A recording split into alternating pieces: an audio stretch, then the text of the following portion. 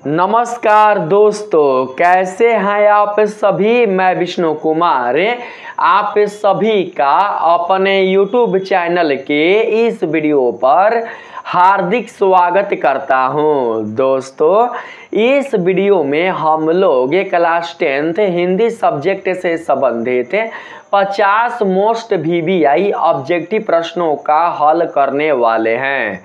दोस्तों, यदि आप भी बिहार बोर्ड से क्लास 10th का फाइनल एग्जाम 2025 में देने वाले हैं तो यह वीडियो आप लोगों के लिए बहुत ही इम्पोर्टेंट होने वाली है, क्योंकि इस वीडियो में मैंने हिंदी सब्जेक्ट से संबंधित जो भी ऑब्जेक्टिव प्रश्न लिया हुआ है ये सभी के सभी प्रश्न क्वेश्चन बैंक से संबंधित है।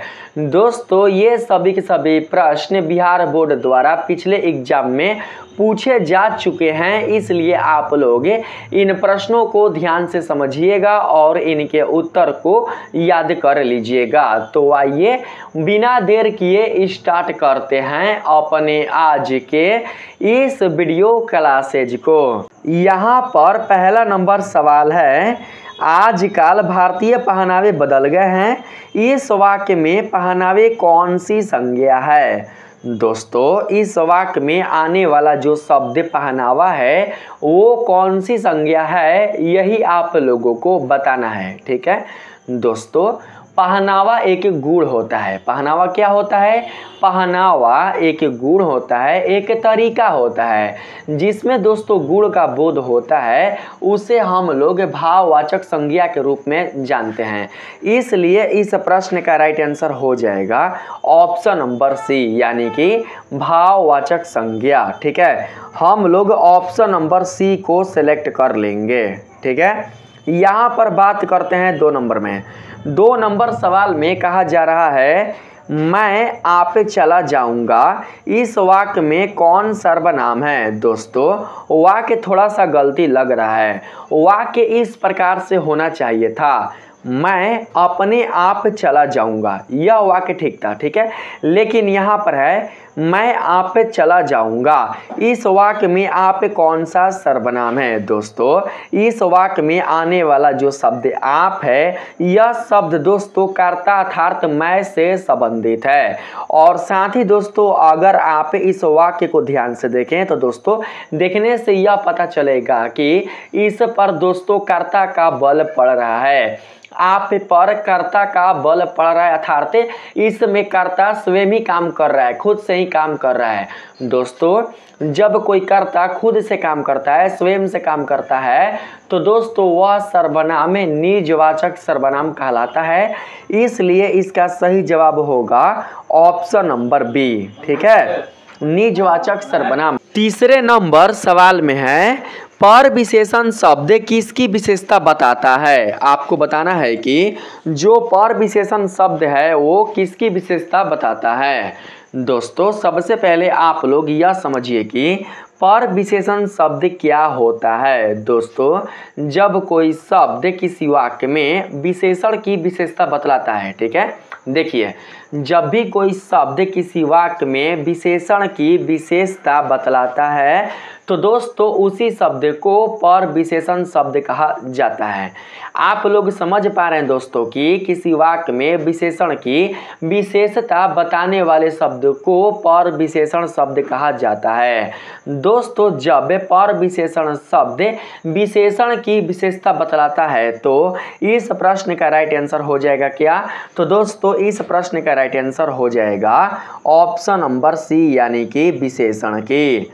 ठीक है, 4 नंबर सवाल में कहा जा रहा है, मीरा को जिंदगी से बहुत घृणा है, इस वाक्य में से किस कारक की विभक्ति है। आपको उस कारक का नाम बताना है जिसकी विभक्ति से है। दोस्तों, आप सबसे पहले वाक्य को पढ़ लीजिए। वाक्य में कहा जा रहा है, मीरा को जिंदगी से बहुत घृणा है। तो दोस्तों, जिंदगी से ऐसा नहीं कि जिंदगी से हट के है, ठीक है, जिंदगी से दोस्तों वो संपर्क है, ठीक है, जिंदगी से वो जुड़ी हुई है।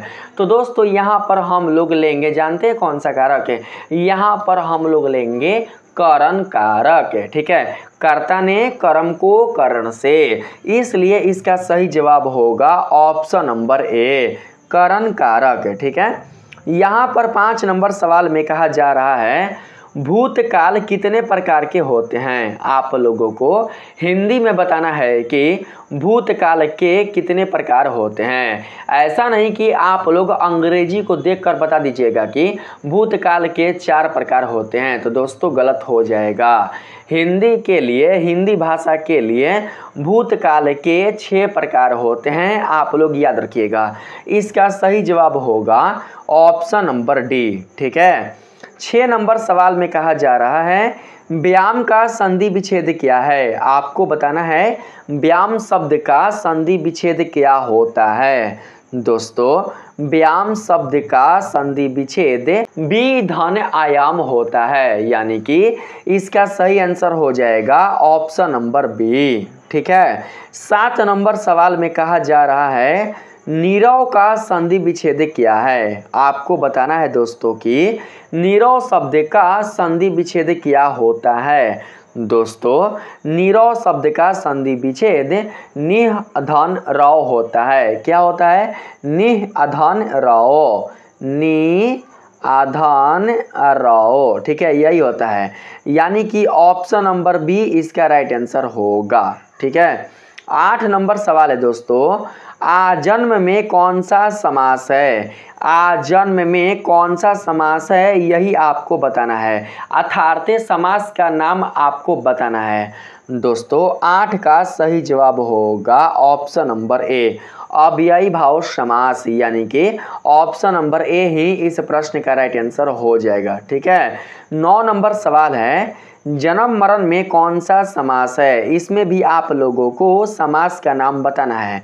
दोस्तों जन्म मरण दोनों पद प्रधान है, इसलिए दोस्तों यह समास हो जाएगा द्वंद्व। 9 का सही जवाब होगा ऑप्शन नंबर ए। ठीक है, 10 नंबर सवाल में कहा जा रहा है नी अस्तेज में कौन सा उपसर्ग है। दोस्तों नी अस्तेज में जो उपसर्ग होगा ना वो होगा दोस्तों नी और स पर हलंत वाला। ठीक है, इसको देखिए किसी में मैच कर रहा है। दोस्तों ऑप्शन नंबर सी में मैच कर रहा है। आप देख सकते हैं दोस्तों कि नी अस्तेज शब्द में यहाँ पर स आधा आया हुआ है, अर्थात स्वर रहित आया हुआ है, इसलिए दोस्तों उपसर्ग हो जाएगा ऑप्शन नंबर सी वाला। ठीक है, 11 नंबर सवाल में कहा गया है बुढ़ापा में कौन सा उपसर्ग है। दोस्तों बुढ़ापा में उपसर्ग नहीं है बल्कि इसमें प्रत्यय है, प्रश्न गलत पूछ लिया गया है। ठीक है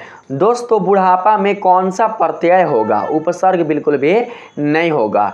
11 का सही जवाब होगा ऑप्शन नंबर ए। ठीक है, पा ही इस प्रश्न का राइट आंसर होगा।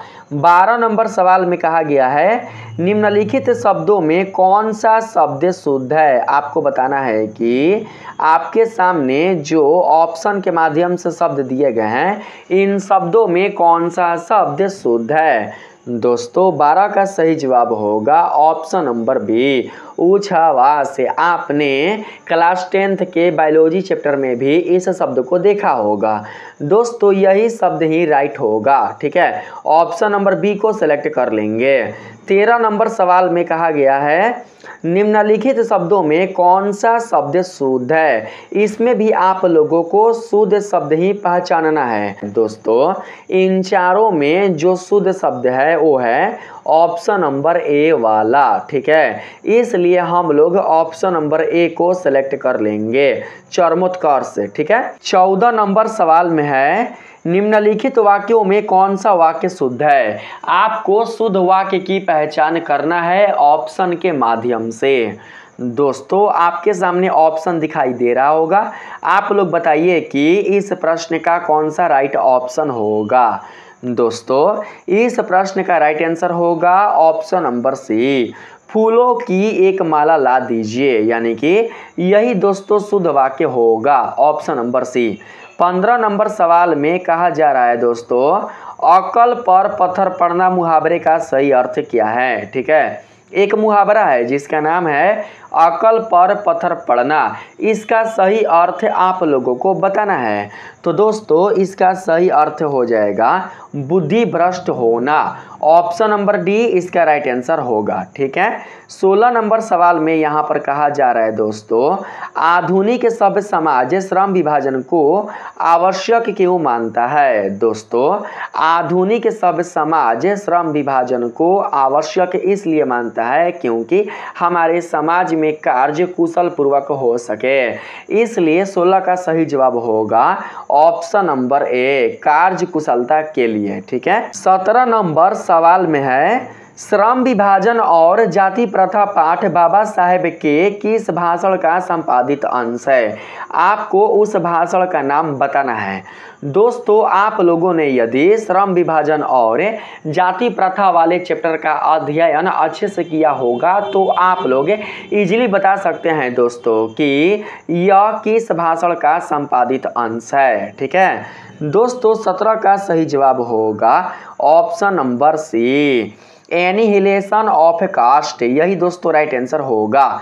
18 नंबर सवाल में कहा गया है दोस्तों यहाँ पर, ऐसे ही लड़के आगे चलकर गुंडे चोर डाकू बनते हैं, यह पंक्ति कहानी के किस पात्र ने कही है। आपको उस पात्र का नाम बताना है।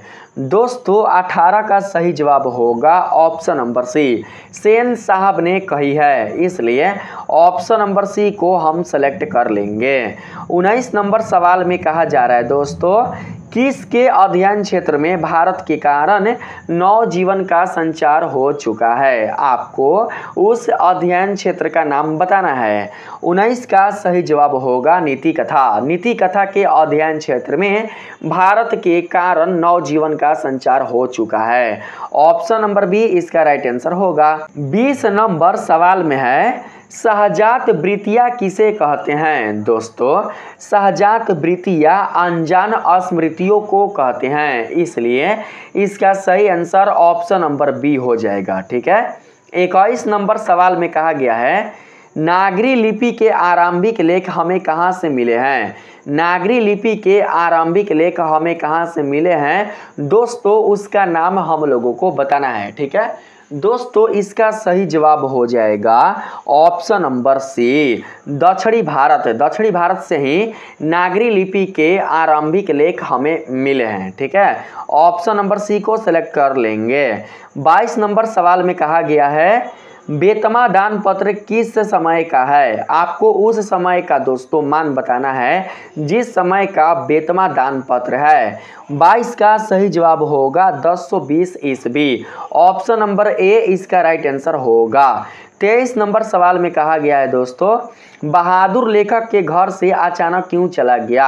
आपको उस कारण का नाम बताना है जिसके कारण बहादुर लेखक के घर से अचानक चला गया था। ठीक है दोस्तों, इसका सही जवाब होगा ऑप्शन नंबर सी, स्वयं के प्रति लेखक तथा उसके घरवालों के व्यवहार में आए परिवर्तन के कारण। ठीक है, अगला है 24 नंबर में, साहित्य की परंपरा का पूर्ण ज्ञान किस व्यवस्था में संभव है। आप लोगों को उस व्यवस्था का नाम बताना है जिसमें साहित्य की परंपरा का पूर्ण ज्ञान दोस्तों संभव है। ठीक है, 24 का सही जवाब होगा ऑप्शन नंबर सी, समाजवादी व्यवस्था। ठीक है, 25 नंबर सवाल में कहा गया है दोस्तों, पंडित बिरजू महाराज का जन्म कब हुआ। आप लोगों को उस ईस्वी का मान बताना है जिस समय पंडित बिरजू महाराज का जन्म हुआ था। 25 का सही जवाब होगा ऑप्शन नंबर ए, 4 फरवरी 1938 ईस्वी। ऑप्शन नंबर ए को सेलेक्ट कर लेंगे। 26 नंबर सवाल में कहा गया है दोस्तों, ल मादा मोजेल द अवनियो किसकी कृति है। आपको उनका नाम बताना है जिनकी यह कृति है। ठीक है, 26 का सही जवाब होगा पिकासो, यानी कि option number B. Option number B इसका राइट आंसर होगा। 27 नंबर सवाल में कहा गया है, ला शतरूज का धार्मिक उपयोग कब से कब तक होता रहा।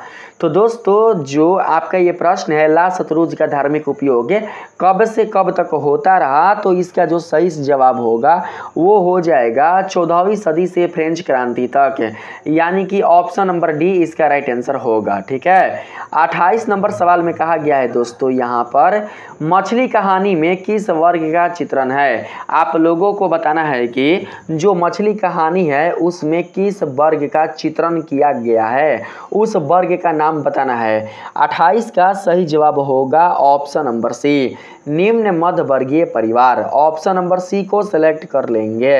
29 नंबर सवाल में कहा गया है दोस्तों बिस्मिल्लाह खां के साथ किस मुस्लिम पर्व का नाम जुड़ा हुआ है। आप लोगों को उस पर्व का नाम बताना है दोस्तों। 29 का सही जवाब होगा मुहर्रम, यानी कि ऑप्शन नंबर डी। ठीक है, बिस्मिल्लाह खां के साथ मुहर्रम पर्व जुड़ा हुआ है। ठीक है, आगे 30 नंबर में महात्मा गांधी के अनुसार उदात्त व बढ़िया शिक्षा क्या है। आपको दोस्तों बताना है कि महात्मा गांधी के अनुसार उदात्त और बढ़िया शिक्षा क्या है, उस शिक्षा का नाम आपको बताना है। 30 का सही जवाब होगा अहिंसक प्रतिरोध, यानी कि ऑप्शन नंबर सी इसका राइट आंसर होगा। 31 नंबर सवाल में कहा गया है दोस्तों वाणी कब विष के समान हो जाती है। दोस्तों राम नाम के बिना जो वाणी होता है वह विष के समान हो जाता है, इसलिए 31 का सही जवाब ऑप्शन नंबर ए हो जाएगा। ठीक है, 32 नंबर सवाल है रसखान के रचना काल के समय किसका राज्यकाल था। आपको उस शासक का नाम बताना है जिसका राज्यकाल रसखान के रचना काल में था। 32 का सही जवाब होगा ऑप्शन नंबर सी, यानी कि जहांगीर। ऑप्शन नंबर सी इसका राइट आंसर होगा। 33 नंबर सवाल में कहा गया है कवि ने पर्जन्य किसे कहा है। आप लोगों को बताना है कि कवि पर्जन्य किसे कहे हैं। ठीक है, 33 का दोस्तों सही आंसर होगा ऑप्शन नंबर सी, बादल। बादल को कवि ने पर्जन्य कहा है। ऑप्शन नंबर सी को सिलेक्ट कर लेंगे। 34 नंबर सवाल में पूछा जा रहा है प्रेमघन अपना आदर्श किसे मानते थे। दोस्तों प्रेमघन अपना आदर्श जानते हैं भारतेंदु हरिश्चंद्र को मानते थे, इसलिए इसका सही आंसर ऑप्शन नंबर डी हो जाएगा। 35 नंबर सवाल में कहा गया है दोस्तों भारत माँ के श्रेष्ठ मुख की तुलना कवि ने किससे की है। दोस्तों भारत माँ के श्रेष्ठ मुख की तुलना कवि ने छाया युक्त चंद्र से की है, इसलिए इसका सही जवाब ऑप्शन नंबर डी होगा। 36 नंबर सवाल में पूछा जा रहा है मिट्टी की अबोध मूर्ति कौन है। मिट्टी की अबोध मूर्ति कौन है भाई। तो दोस्तों मिट्टी की अबोध मूर्ति जनता है, इसलिए इसका सही आंसर ऑप्शन नंबर बी हो जाएगा। 37 नंबर सवाल में पूछा जा रहा है हिरोशिमा कविता किसका चित्रण करती है। आप लोगों को उस चित्रण का नाम बताना है जिसका चित्रण हिरोशिमा कविता करती है। 37 का सही जवाब होगा ऑप्शन नंबर डी, यानी कि आधुनिक सभ्यता की दुर्दांत मानवीय विभीषिका का, इसलिए ऑप्शन नंबर डी को सेलेक्ट कर लेंगे। 38 नंबर सवाल में कहा गया है एक वृक्ष की हत्या कविता किस काव्य संग्रह से संकलित है। दोस्तों 38 का सही जवाब होगा ऑप्शन नंबर सी, यानी कि इन दिनों से। इन दिनों ही इस प्रश्न का राइट आंसर होगा। यहाँ पर 39 नंबर में पूछा जा रहा है दोस्तों गरीब बस्तियों में क्या हुआ। आपको बताना है कि जो गरीब बस्ती है वहाँ पर क्या हुआ, यही दोस्तों आपको बताना है। 39 का सही जवाब हो जाएगा ऑप्शन नंबर सी, धमाके से देवी जागरण। ठीक है, ऑप्शन नंबर सी इसका राइट आंसर होगा। सारे क्वेश्चन का आंसर आप लोग याद करते चलिएगा। 40 नंबर सवाल में पूछा जा रहा है सृष्टि का विकास कथा का प्रथम अक्षर क्या है। सृष्टि की विकास कथा का प्रथम अक्षर क्या है, यही आप लोगों को बताना है। 40 का सही जवाब होगा ऑप्शन नंबर सी, विफलता पर छल के आंसू। विफलता पर छल के आंसू ही इस प्रश्न का राइट आंसर होगा। 41 नंबर सवाल में है लौट कर आऊँगा फिर कविता किस कवि द्वारा भावांतरित की गई है। आप लोगों को उस कवि का नाम बताना है जिन्होंने लौट कर आऊँगा फिर कविता का भावांतरित किया है। ठीक है, तो दोस्तों इसका सही आंसर होगा ऑप्शन नंबर सी, प्रयाग शुक्ल। प्रयाग शुक्ल सही आंसर होगा। 42 नंबर सवाल में पूछा जा रहा है मेरे बिना तुम प्रभु किस भाषा से अनुवादित है? आप लोगों को उस भाषा का नाम बताना है। 42 का सही जवाब होगा ऑप्शन नंबर बी यानी कि जर्मन। जर्मन दोस्तों सही आंसर होगा। ठीक है, आप लोग सिलेक्ट कर लीजिएगा। यहाँ पर 43 नंबर सवाल में पूछा जा रहा है दोस्तों, दही वाली मंगमा कहानी किस लेखक द्वारा रचित है? आप लोगों को उस लेखक का नाम बताना है। तो दोस्तों इसका सही जवाब होगा श्रीनिवास यानी कि ऑप्शन नंबर ए ही इस प्रश्न का राइट आंसर होगा। 44 नंबर सवाल में पूछा जा रहा है, मंगमा की बहू का क्या नाम है? आप लोगों को मंगमा की बहू का नाम बताना है। दोस्तों मंगमा की बहू का नाम नजमा है। ठीक है, इसलिए ऑप्शन नंबर ए इसका राइट आंसर होगा। 45 नंबर सवाल में पूछा जा रहा है दोस्तों, ढौते विश्वास कहानी किस लेखक द्वारा अनुदित है? आपको ढौते विश्वास कहानी के लेखक का नाम बताना है। 45 का सही जवाब होगा दोस्तों option number A Rajendra Prasad Mishra. ठीक है, राजेंद्र प्रसाद मिश्र ही इस प्रश्न का राइट आंसर होगा। 46 नंबर सवाल में पूछा जा रहा है दोस्तों, माँ कहानी किस लेखक द्वारा रचित है? दोस्तों जो माँ कहानी है उसके लिखने वाले जो लेखक हैं उनका दोस्तों नाम है ईश्वर पेटलीकर यानी कि ऑप्शन नंबर सी इस प्रश्न का राइट आंसर होगा। ठीक है, 47 नंबर सवाल में कहा गया है, मंगू की माँ की कितने संतानें थी? आपको संतानों की संख्या बतानी है। मंगू की माँ की कितनी संतानें थी भाई? तो दोस्तों मंगू की माँ की जो संतानें थी उनकी टोटल संख्या दोस्तों थी 4, इसलिए option number C right answer होगा। 48 नंबर सवाल में पूछा जा रहा है, नगर कहानी किस भाषा से अनुदित है? आप लोगों को उस भाषा का नाम बताना है। 48 का सही जवाब होगा तमिल। दोस्तों नगर कहानी तमिल भाषा से अनुदित है, इसलिए इसका सही जवाब ऑप्शन नंबर बी होगा। ठीक है, 49 नंबर सवाल में पूछा जा रहा है, पपाती की उम्र क्या थी? दोस्तों पपाती का उम्र आप लोगों को बताना है। पपाती की जो उम्र थी वो थी 12 वर्ष यानी कि ऑप्शन नंबर सी इस प्रश्न का राइट आंसर होगा।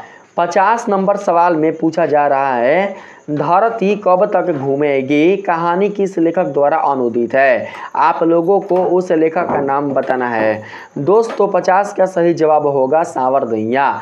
ऑप्शन नंबर बी इस प्रश्न का राइट आंसर होगा। तो दोस्तों इस प्रकार से आपने देखा कि मैंने क्लास 10th हिंदी सब्जेक्ट से संबंधित कुल जितने सारे इंपॉर्टेंट ऑब्जेक्टिव प्रश्न थे उनका सॉल्यूशन मैंने आप लोगों के लिए करा दिया है। दोस्तों ये सभी के सभी प्रश्न क्वेश्चन बैंक से संबंधित है। ये सभी प्रश्न बिहार बोर्ड द्वारा प्रीवियस जो एग्जाम है उसमें पूछा जा चुका है, इसलिए आप लोग इन सभी प्रश्नों को जरूर से याद कर लीजिएगा।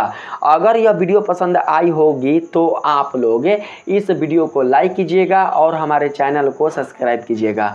मिलते हैं फिर से एक नए वीडियो के साथ, तब तक के लिए धन्यवाद।